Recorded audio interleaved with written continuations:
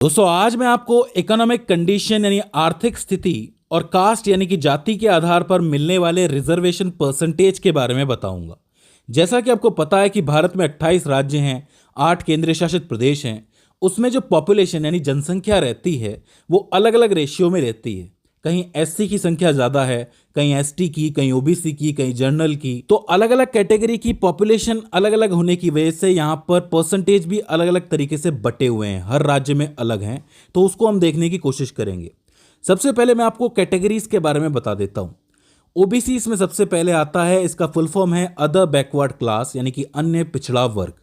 ये जो ओबीसी है वो अलग अलग क्लासेस में बटा हुआ है, जैसे कि A B C D E, इस तरीके से बटा हुआ है। अब ओबीसी के ये जो सब सेक्शंस बटे हुए हैं ए बी सी डी, इनके अंदर भी रिजर्वेशन का परसेंटेज अलग अलग तरीके से बटा हुआ है। किसी का ज्यादा है, किसी का कम है। अक्सर आपको तनाव भी देखने को मिलता है किसी का परसेंटेज बढ़ाने के लिए या फिर किसी का परसेंटेज बढ़ जाए तो उसके विरोध में। फिर आता है एससी। एससी बोले तो शेड्यूल कास्ट, इसको हिंदी में कहते हैं अनुसूचित जाति। एससी की जो संख्या है वो पॉपुलेशन में आपको हर राज्य में देखने को मिल जाएगी, अच्छी खासी देखने को मिल जाएगी।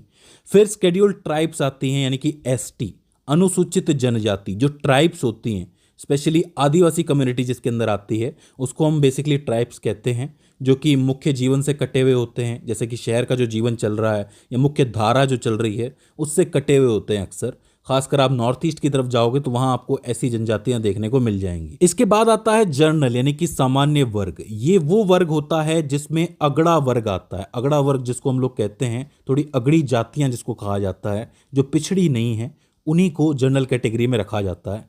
हालांकि जनरल कैटेगरी को किसी तरीके का आरक्षण नहीं दिया जाता है, लेकिन 2019 में इनकी भी एक कैटेगरी बनाई गई थी जिसको ईडब्ल्यूएस कहा जाता है, इकोनॉमिकली वीकर सेक्शन, आर्थिक रूप से कमजोर वर्ग। इस सेक्शन को भी 2019 में लगभग 10% का आरक्षण दिया गया। अब आपके दिमाग में तुरंत एक चीज आएगी कि ईडब्ल्यूएस अगर ये है तो ईबीसी क्या चीज है। ईबीसी को हम कहते हैं इकोनॉमिकली बैकवर्ड क्लास यानी कि आर्थिक रूप से कमजोर वर्ग। अब आप कहोगे कि दोनों में फर्क क्या है, तो दोनों का फर्क पहले समझ लो। जब आप ईडब्ल्यूएस की बात करते हो तो ये उन लोगों के लिए होता है जो कि जनरल कैटेगरी सामान्य वर्ग के आते हैं, लेकिन वो जो है इकोनॉमिकली वीक होते हैं, मतलब आर्थिक रूप से कमजोर होते हैं और आर्थिक आधार पर ही उन्हें रिजर्वेशन दिया जाता है। अगर उनके पास पैसा आ जाए तो फिर उनको रिजर्वेशन नहीं दिया जाएगा। सिर्फ वो लोग जो गरीब हैं, इसके अंदर भी इनकी जो परिवार की सालाना आय होती है वो आमतौर पर 8 लाख रुपए से कम होती है, और जो संपत्ति जैसे कि खेती या जमीन, घर या आकार, इसको आधार माना जाता है, तब जाकर के यह आरक्षण दिया जाता है। कानूनी मान्यता इसको 2019 में मिली थी 103वें संविधान संशोधन के जरिए। पूरे देश में एक बार के लिए हाहाकार मच गया था।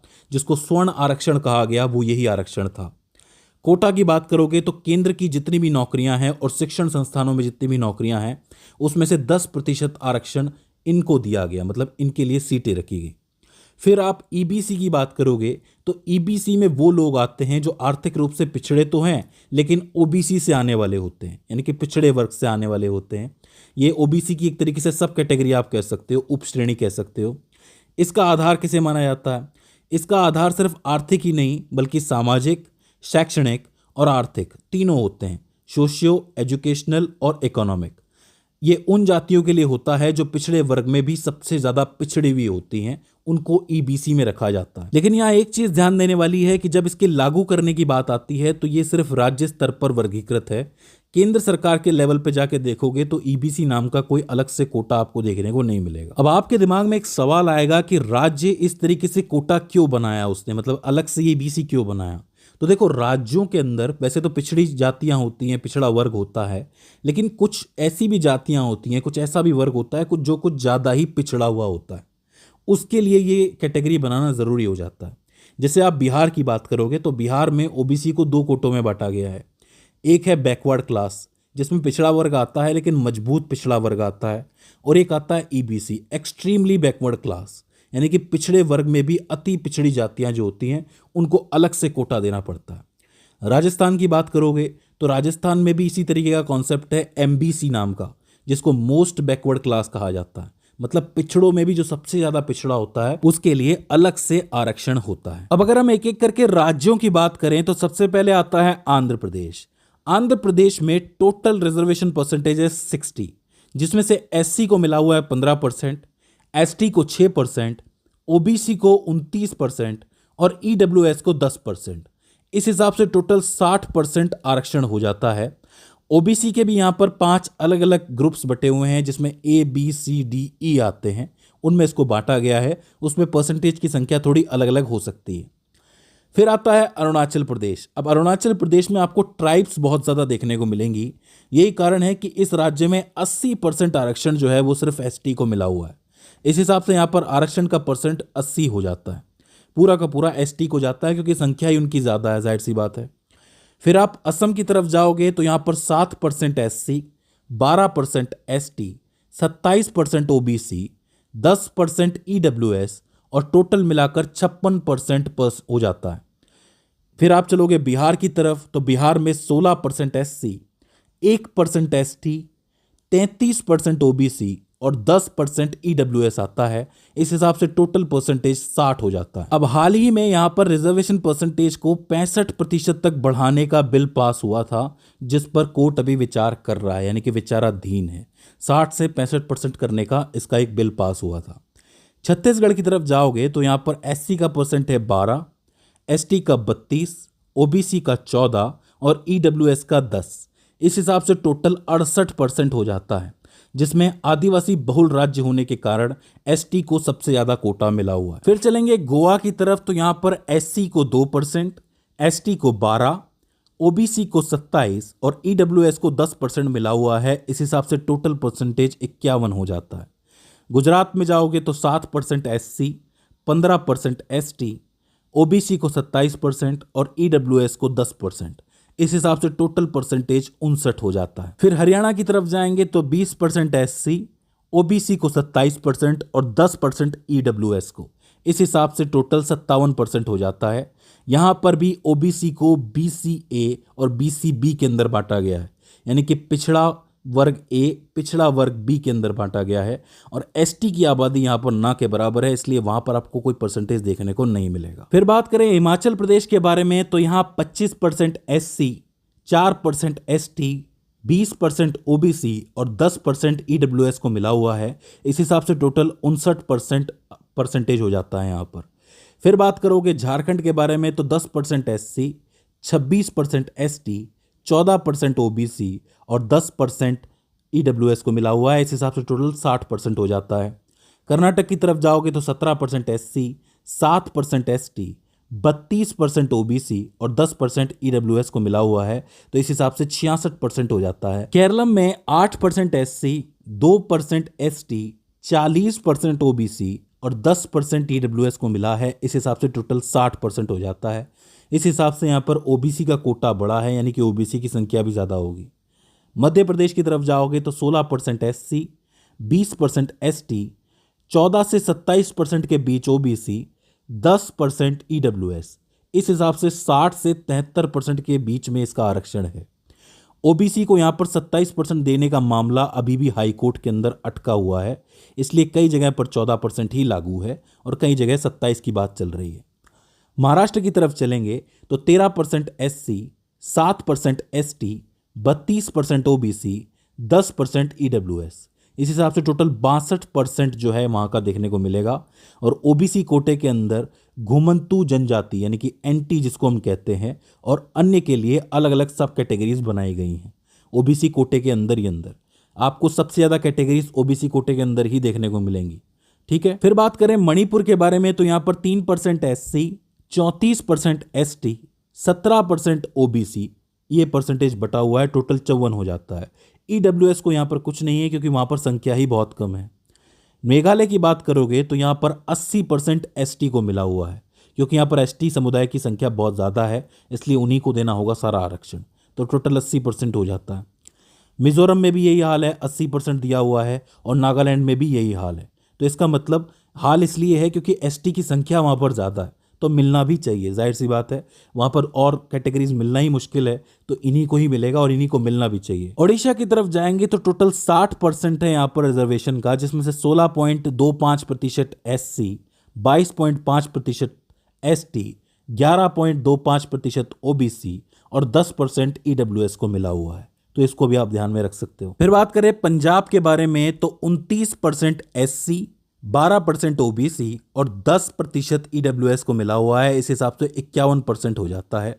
देश में सबसे ज़्यादा SC आबादी प्रतिशत के हिसाब से पंजाब में है 2011 की जनगणना के हिसाब से, इसलिए SC कोटा 29% आपको यहाँ देखने को मिलेगा। राजस्थान की तरफ आओगे तो 16% SC, 12% ST, 21% जिसमें 5% का इजाफा होगा कि नहीं इस पर विचार है OBC और 10% आपको EWS देखने को मिलेगा, मतलब टोटल 64% हो जाता है। यहाँ +5 का मतलब ये है कि 21% OBC के अलावा गुज्जर और अन्य जातियों के लिए 5% MBC यानी कि मोस्ट बैकवर्ड क्लास का कोटा अलग से रखा गया है। जैसे कि मैंने आपको बताया कि अलग अलग राज्यों में किसी में EBC कहा जाता है, कहीं पर MBC कहा जाता है। इस तरीके से राजस्थान में MBC कहा गया है 5%।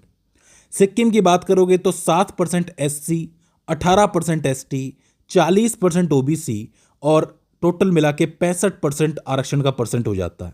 10% EWS इसलिए नहीं है क्योंकि वहाँ पर संख्या है ही नहीं। तमिलनाडु की बात करोगे तो 18% SC, 1% ST, 50% OBC और टोटल मिलाकर 69% हो जाता है। भारत का सबसे ज़्यादा राज्य स्तरीय आरक्षण जो है वो तमिलनाडु में ही है। यह सुप्रीम कोर्ट की 50% सीमा से बाहर है क्योंकि इसे संविधान की 9वीं अनुसूची में डाला गया है, तो इसको आप स्पेशली याद रखना। तेलंगाना की बात करोगे तो 15% SC, 10% ST, 29% OBC, 10% EWS, इस हिसाब से टोटल 64% हो जाता है। त्रिपुरा में 17% SC, 31% ST, 2% OBC, 10% EWS, total 60% हो जाता है। उत्तर प्रदेश में 21% SC, 2% ST, 27 OBC और 10 EWS, टोटल 60% हो जाता है। उत्तराखंड की बात करोगे तो 19% SC, 4% ST, 14% OBC, 10% EWS, total 47% हो जाता है। पश्चिम बंगाल में 22% SC, 6% ST, 17% OBC और 10% EWS, तो टोटल मिलाकर 55% हो जाता है। फिर बात करेंगे केंद्र शासित प्रदेशों के बारे में, तो जाहिर सी बात है यहाँ पर सेंट्रल कोटा चलता है, मतलब केंद्र सरकार के नियमों से कोटा चलता है। दिल्ली की बात करोगे NCT की तो 15% SC, 7.5% ST, 27% OBC और 10% EWS मिलाकर 59.5% हो जाता है टोटल। अंडमान एंड निकोबार की बात करोगे तो 12% ST, 38% OBC, 10% EWS मिलाकर 60% हो जाता है। चंडीगढ़ में 18% SC, 27% OBC, 10% EWS मिलाकर 55% हो जाता है। दादरा और नागर हवेली और दमन और दीव की बात करोगे तो 3% SC, 9% ST, 27% OBC, 10% EWS मिलाकर 49% हो जाता है। पुदुचेरी की तरफ जाओगे तो 16% SC, 34% OBC, 10% EWS मिलाकर 60% हो जाता है। लक्षद्वीप में 100% आरक्षण जो है वो ST को दिया गया है क्योंकि वहां पर जनसंख्या ही उनकी है। जम्मू कश्मीर में 8% SC को, 10% ST को और EWS को 10% दिया गया है। और OBC की बात करोगे तो वहां पे बदलाव जारी हैं। और लद्दाख की बात करोगे आखिर में तो वो एक ST बहुल केंद्र शासित प्रदेश है, तो सारा आरक्षण उन्हीं के पास है। तो अब आप एक चीज समझ सकते हो कि किस तरीके से 50% से ज्यादा है लगभग हर राज्य में और हर केंद्रीय शासित प्रदेश में। बहुत ही कम ऐसी जगह हैं जहां पर आरक्षण परसेंटेज को 50% से कम रखा गया है, जैसे दादरा और नागर हवेली और दमन और दीव। बाकी जगहों पर यह सीमा लगभग टूट चुकी है। मैं आपको बता दूं कि इंदिरा साहनी जजमेंट 1992 में सुप्रीम कोर्ट ने आरक्षण की अधिकतम सीमा 50% तय की थी, लेकिन 2019 में 10% जो है वो EWS कोटे में चला गया। उसके बाद से ही तमिलनाडु और बाकी राज्यों के अंदर ये जो सीमा थी वो टूटती चली गई। मध्य प्रदेश, बिहार और महाराष्ट्र जैसे कई राज्यों में आरक्षण को लेकर लगातार हाई कोर्ट और सुप्रीम कोर्ट में मुकदमे चल रहे हैं, इसीलिए बीच बीच में इस परसेंटेज पर स्टे यानी कि रोक लग जाती है। अब देखिए, ये जो वीडियो है वो मैंने आपको डेटा देने के लिए बनाई है। इस वीडियो में मैंने अपना ओपिनियन नहीं दिया है कि किसको कितना आरक्षण मिलना चाहिए कि नहीं मिलना चाहिए। इस पर मैंने कोई कमेंट्री नहीं की है क्योंकि इसके लिए बहुत सारे बेसिस की ज़रूरत पड़ेगी, बहुत सारी चीज़ें हैं जो जाननी पड़ेगी, बहुत सारी चीज़ों पर बात करनी पड़ेगी। उसी के बाद क्लियरली ये बात कही जा सकती है। मैं तो ये कहूँगा कि क्लियरली कभी कही ही नहीं जा सकती है क्योंकि समाज बहुत बड़ा है, पॉपुलेशन बहुत बड़ी है, इतिहास बहुत बड़ा है। तो ऐसे में कोई क्लियर जवाब या क्लियर परसेंटेज देना इस मामले में बहुत ही मुश्किल है। मुझे उम्मीद है कि ये डाटा आपके लिए हेल्पफुल साबित रहा होगा और ये वीडियो मैंने उसी मकसद से बनाई है। तो दोस्तों, आज की इस वीडियो के अंदर बस इतना ही। See you in the next one.